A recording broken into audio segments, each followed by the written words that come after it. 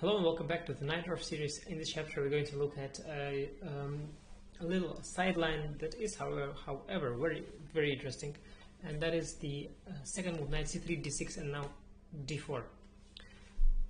Position arises right after moves E4, C5, Nc3, D6 and now D4. This never was a variation on its own until Magnus Carlsen introduced it in the Shamkir tournament 2018, the Gargashimov Memorial, a top tournament where he used it against Wojtaszek and won a beautiful game. I was very impressed with the concept. The idea is that after CD4, Queen D4, Knight C6, White drops the Queen back to D2.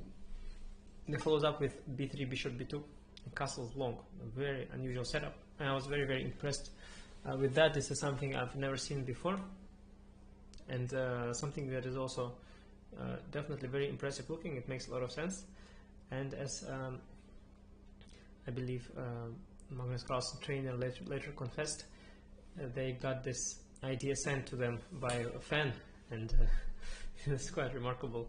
And yeah, they got to use it with great success. A very interesting setup, but after some years have passed, Black has discovered various ways of facing it, and I will recommend one of the solutions that I consider to be very decent for Black.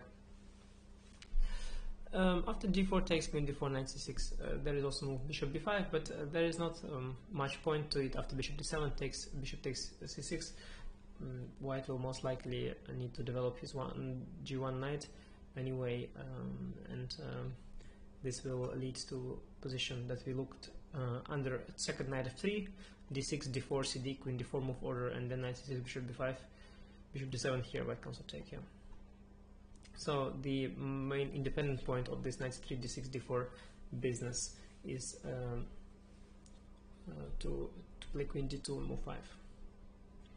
Here I recommend G6, going sort of for the fine shot. So Knight F6, E6 is also, I think, it's been played by some Nc3 specialists like Vashilagraf, but I think G6 leads to more double-edged play.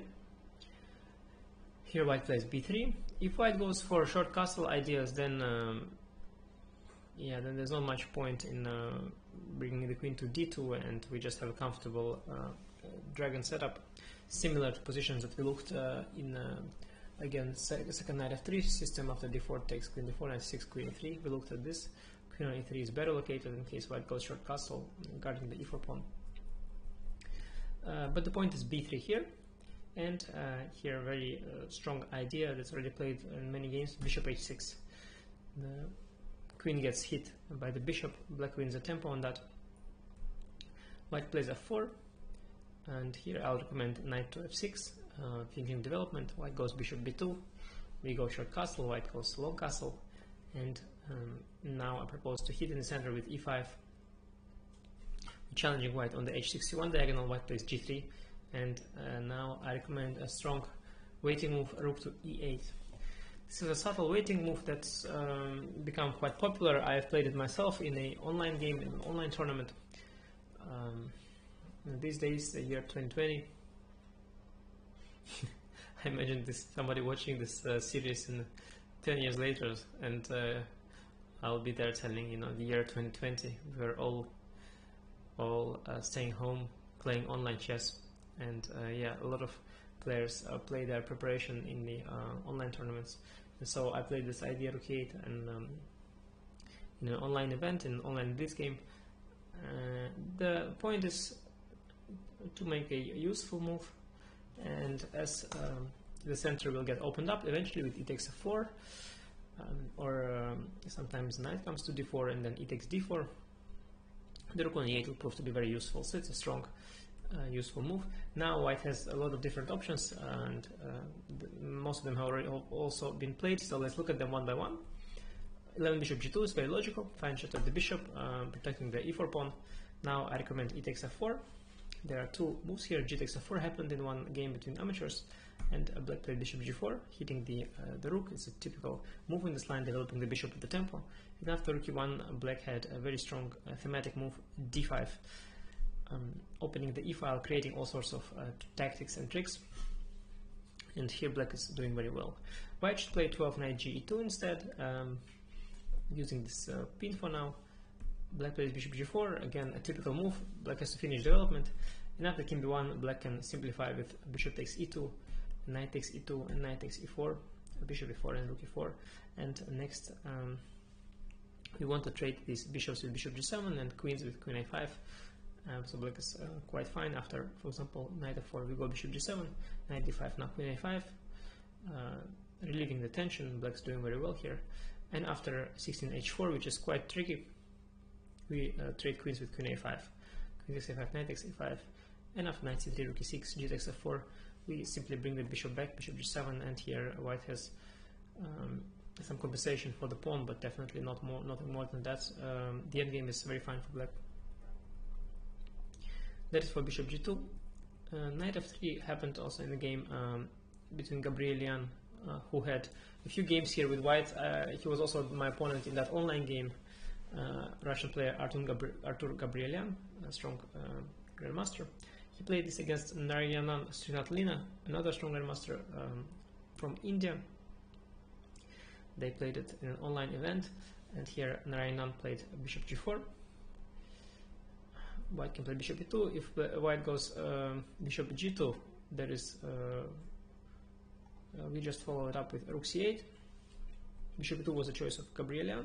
Rook c8 was played as well, and after king b1, I believe a very strong improvement over the game is b5, using the fact that the e2 bishop is tied to the f3 knight.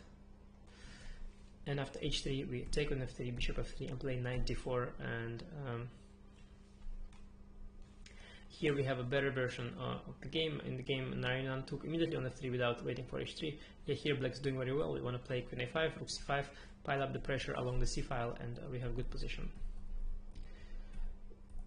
So this bishop g4 idea is something to remember against both bishop g2 and after ef knight g2, bishop g4, and also after knight f3. Play bishop g4 on to finish development, give the c8 square for the rook. 11 king b1 is the most natural and also the most likely reply. White is making the useful move first and then sees how to develop later. Here I propose to send the knight into the center with knight d4.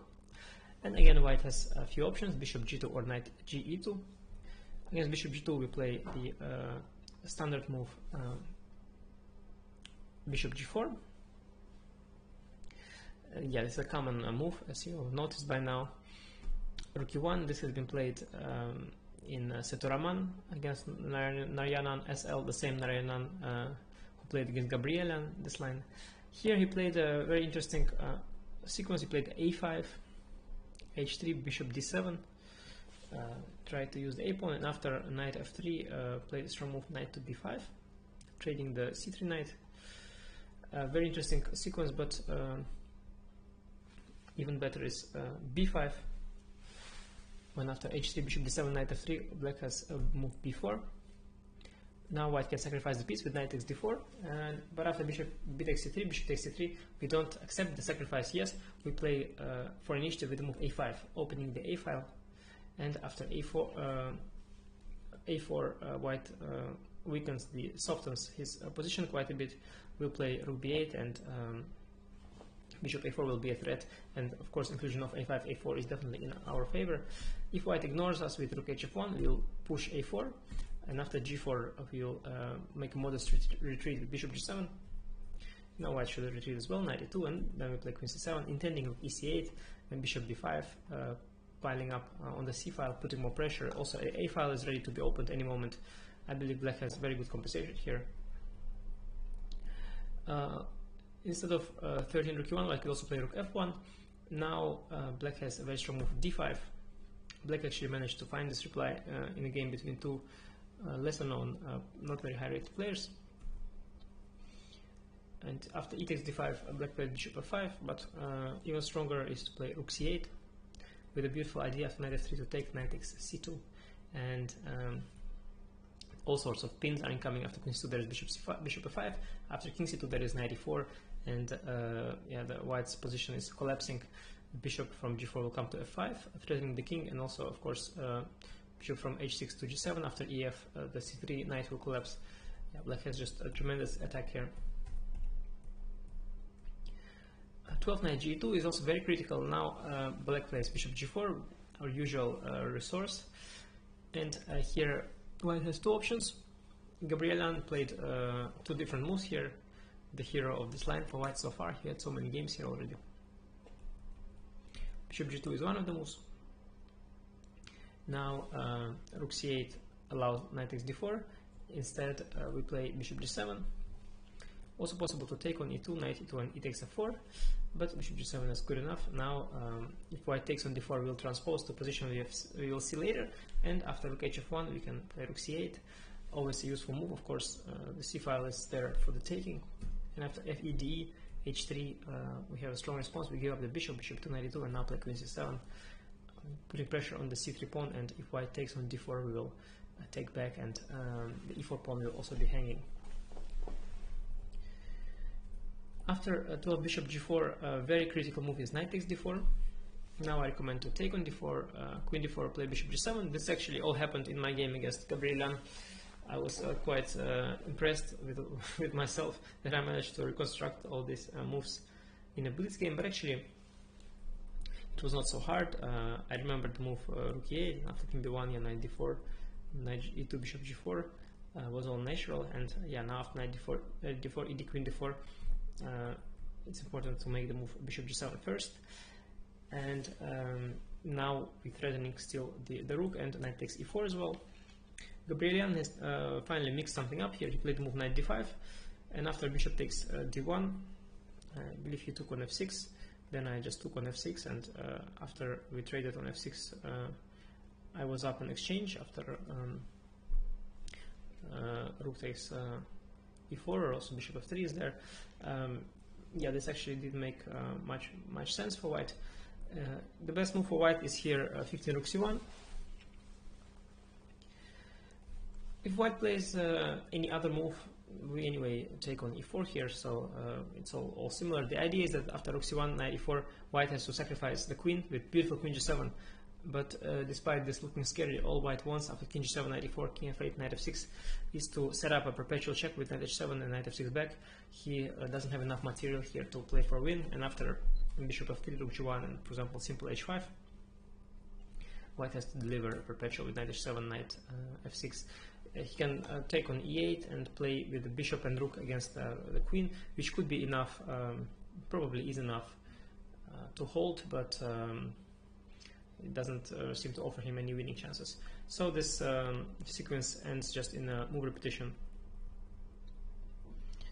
And that actually concludes this short but a very exciting variation. Black definitely has different options, but it's not so simple. In fact, for black, a very challenging, very dangerous variation. And I think this 10th move, rook e8, offers black a lot of counterplay. When I first found this move, it hasn't been played this much. Now there are games in the database of mine, and all these games of Gabrielian and Narayanan and so on. So I believe now you are well equipped to face this dangerous sideline. I don't think it happens too much at the club or amateur level, but you never know. Of course, there are plenty of Magnus fans amongst all of the chess lovers, and perhaps they might want to surprise you. But then we are ready with this g6, bishop h6 idea, and 10th rook e8. So thank you for watching, and see you in the next chapter.